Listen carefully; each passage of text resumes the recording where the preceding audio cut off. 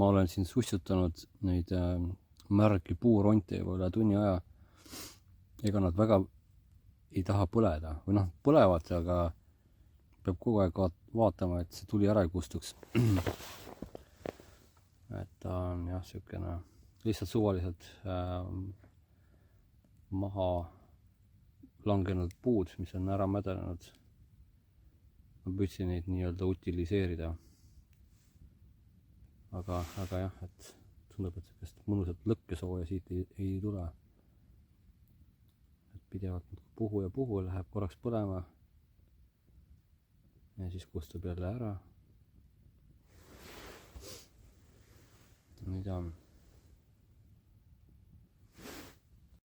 Aga siis järgmisel hetkel jälle visisevad, aga põlevad. Sportlikust huvist ma tahaks teada, kas ma saan need puurondid, 50 puurondid ära põletada. Siin on üks hästi niiske veel ootamas. Ei julge panna lihtsalt kõike korraga. Praegu tundub, et juba liigub. Aga ega see väga palju sooja ei anna. Ta on tükene, noh, kui ma käe sinna tulla panen, seal on soe. Aga muidu on ta sükene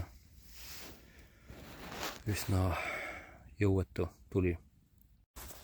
Kell on 8 läbi hommikul. Siin on siis see lõkkeplats, kus ma õhtul olin. ja siin on minu telgikene. väga vaikne on.